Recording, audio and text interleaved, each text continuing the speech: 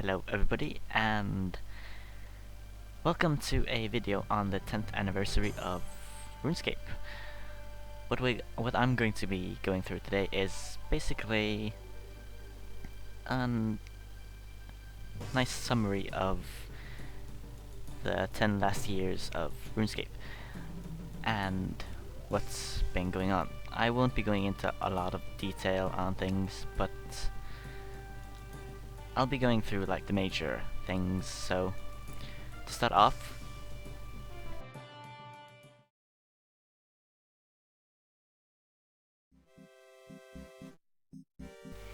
DeviousMUD started out in 1998 as a game written solely by Andrew Gower in his home in Cambridge.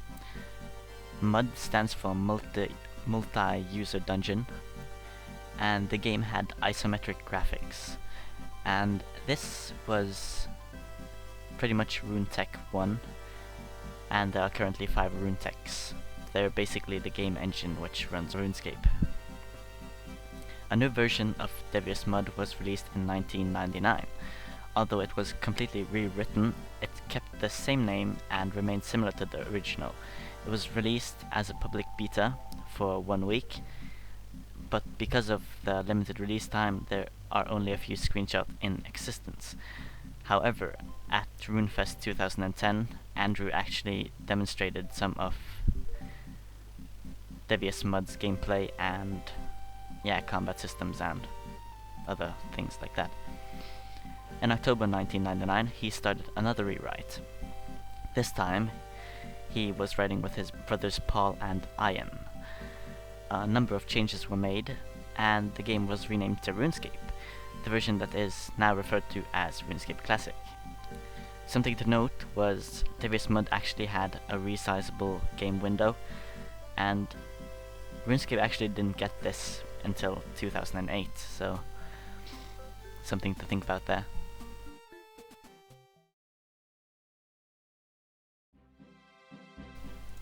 Moving on, we have the RuneScape Classic area, or era, which is referred to as RuneTek 2.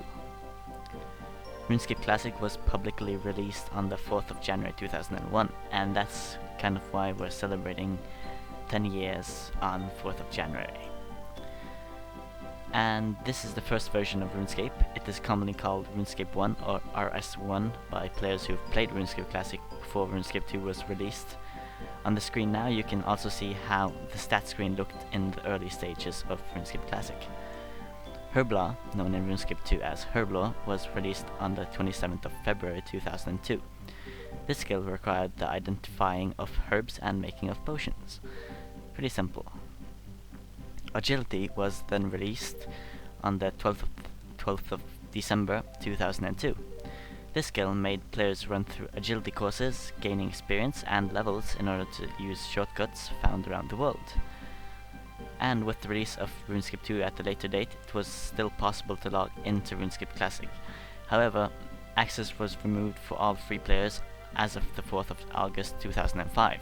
On the 15th of January 2006, only players who had logged in between then and the 4th of August in the previous year could access RuneScape Classic. After many years, Jagex finally decided to reopen RuneScape Classic to RuneScape members, and this happened on November 11, 2009, and since Jagex have opened RuneScape Classic to members every 6 months for a few weeks time, and anyone that logs in during this open time gains access or unlimited access to RuneScape Classic servers on that account.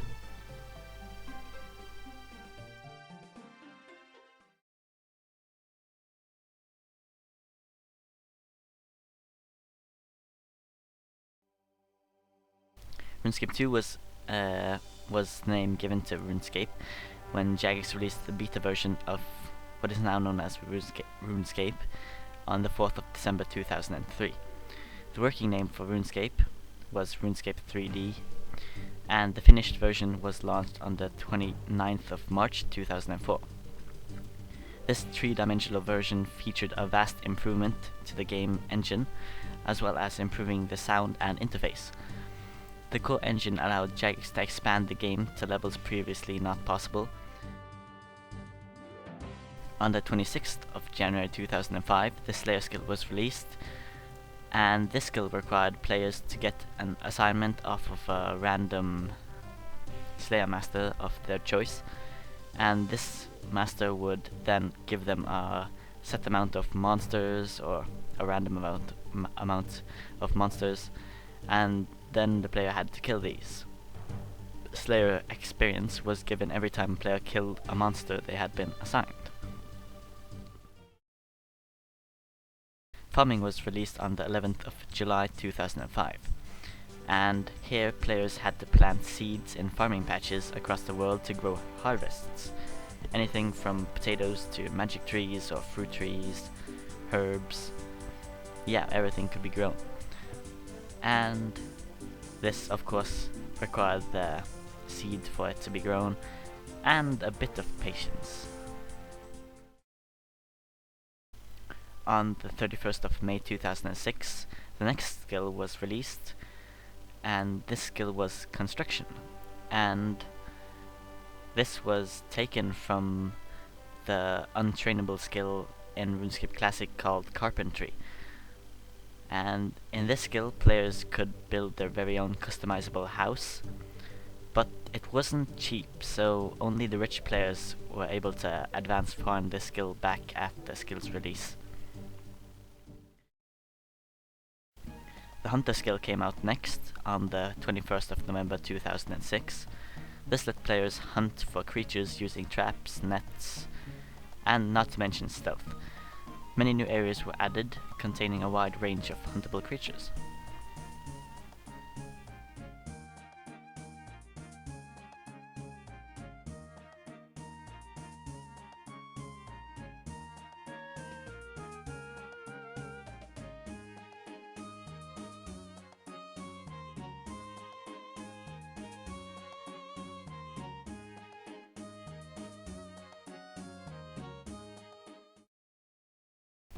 As of 2008, Jagex removed the free trade from RuneScape due to all of the real-world traders that used stolen or bad credit cards. The trade limit worked so only a set amount of value could be different in trades. For example, if an item was worth 60,000 coins, the person buying the item would have to give between 50,000 and 70,000 for the trade to be completed. No amount above or below this could be traded. These limits were made bigger as time went, where different methods of gameplay would change the restriction of how much could be traded above or below the market price. Together with this update, the player killing system was changed. Player killing for drops was moved to a crater in the middle of the wilderness instead of being able to do this in the entire wilderness. This was later removed and replaced with the player killing worlds, where the entire server was a player killing zone with a few safe areas like banks. On these servers, drops will be generated using many factors instead of just getting what your opponent was wearing like the old system. However, in December 2010, Jagex released a petition to bring back the old player killing and free trade. This was later changed to a referendum, and more info on this is yet to be known. Moving on to more skills, after many blogs, wallpapers and more, summoning was released on the 15th of January 2008. This skill allowed players to create pouches used to call strange beasts from their plane of existence to RuneScape. They would then proceed to help players in loads of different individual skills. It had its second batch of creatures released on the 31st of March 2008. This batch contained many new creatures, including the different titans and other summoning related updates.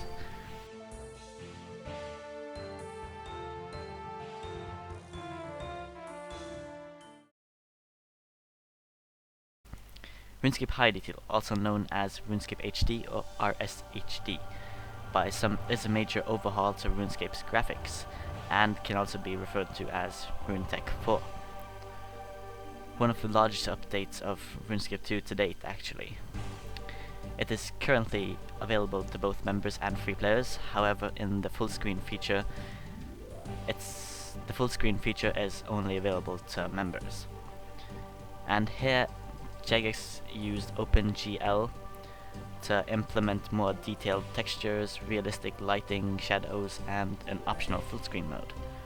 However, these changes required significantly improved hardware for players over the previous requirements.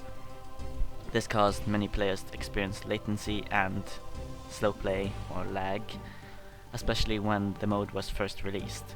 Keeping in line with Jagex's traditional targeting of users with low-end machines, this mode of play is optional and the original RuneScape detail level was still available, going under the name of either Safe Mode or Standard Detail.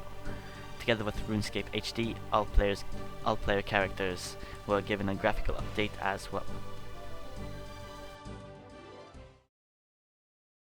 The 2nd of September 2009, Jagex released an engine update allowing low detail and high detail to be chosen between the same engine.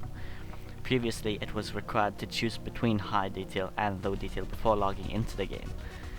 And this update was called RuneTek 5 and is what we're currently on as of this date.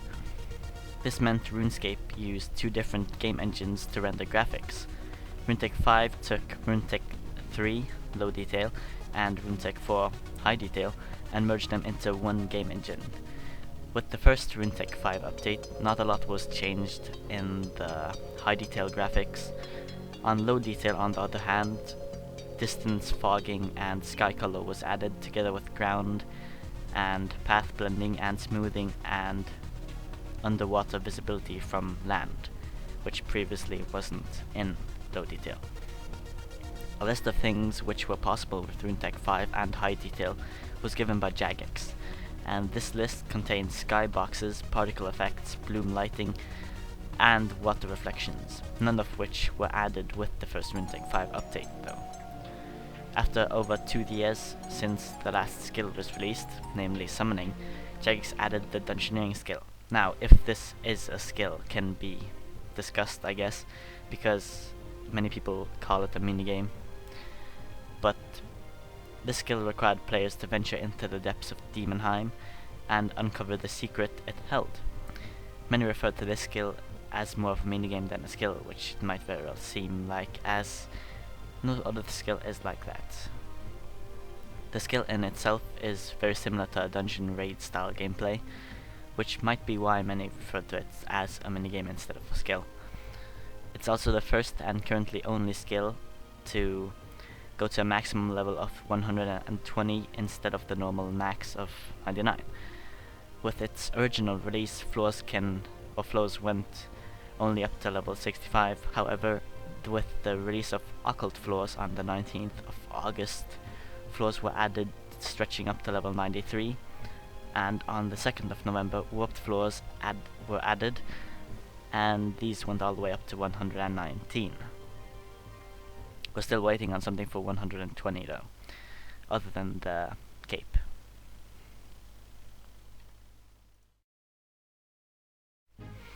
On the 13th of May, Jagex released DirectX compatibility with RuneScape. This update came together with the long-anticipated Fairy Tail 3, and Bloom Lighting was scheduled with this quest, but it didn't make it in time for the release because they weren't satisfied with it for some reason. On the other hand, 2010 saw the release of particle effects, or at least a lot of particle effect updates, together with the snow from the 2009 and 2010 Christmas event. Particle effects have been heavily used in 2010, both in Dungeoneering and outside of Dungeoneering for emotes and other things. However, there has still been little sign of skyboxes, bloom lighting, or water reflections. Water reflections, together with animated player shadows, were actually seen in the Dungeoneering preview when it was first released, but none of these have made it into the game yet.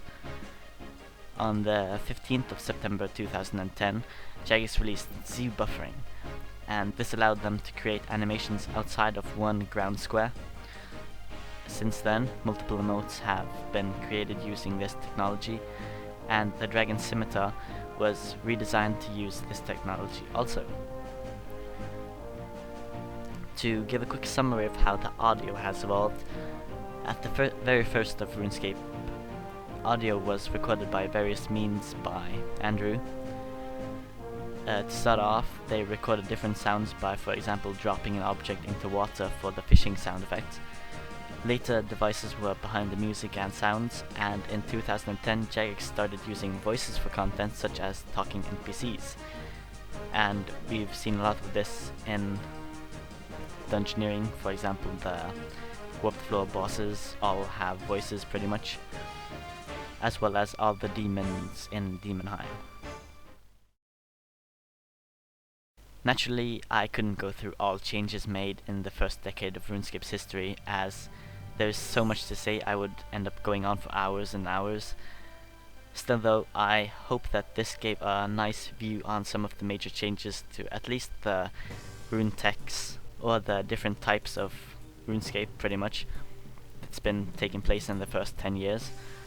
I would also like to thank Andrew, Paul and all the others at Jagex for what they've done for the game, because it's all contributed to what it is today. Anyone that was at the RuneScape Genesis session at RuneFest 2010 know how limited they start off, but look what's come from it. I'd also like to say great job, and also thanks for watching, and I'll see you with my next video.